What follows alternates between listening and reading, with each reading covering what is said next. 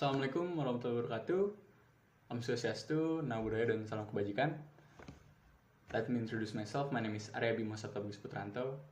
My name is 2314101061, and in today's video, I'll be telling you my take on the question that was given to me for the criminal law final exam.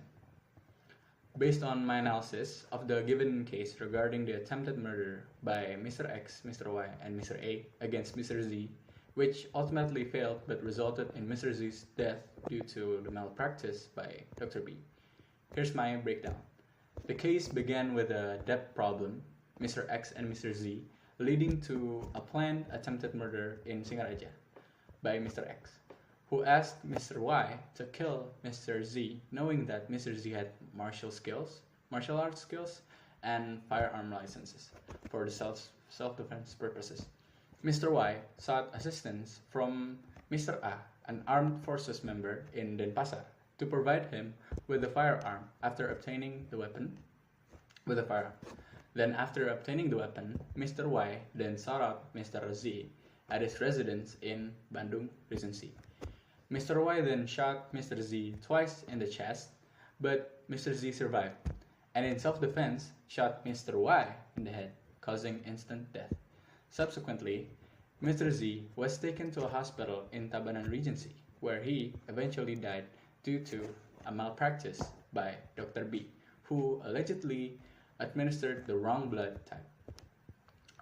Using the theory of Leer der Ilgemech, the theory of material acts, we can determine the locus delicti that Mr. X should be trialed in the general court in Singaraja, Mr. Y should be trialed in the general court in Bandung, Mr. A should be trialed in the military court in Denpasar, and Dr. B should be trialed in general court in Tabanan.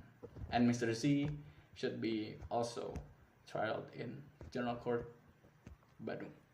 The criminal charges for each individuals are as follows. Mr. Z is Article 48 for force majeure or daya paksa.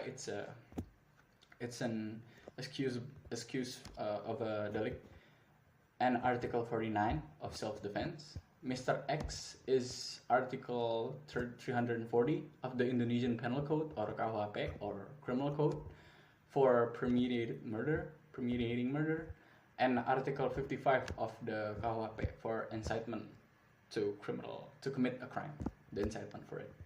Mr. Y, Article 1 of Emergency Law Number 12 of 1951 on illegal firearm possession.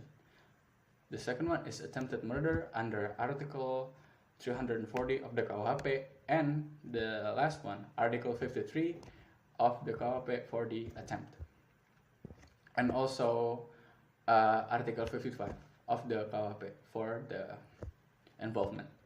Mr. A, Article 1 of Emergency Law Number 12 of 1951 for illegal arm possession and as the supplier of the illegal arms. The second one is Article 55 of the KUHP for the, once again, involvement of the murder.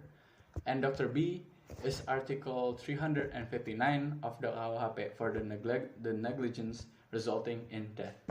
However, according to Article 77 of the KUHP, which states, the right to prosecute is abolished if the suspect dies, the charges against Mr. Z and Mr. Y does not apply as they are deceased. Additionally, the charges against Mr. Z are nullified to the justification provided under self-defense.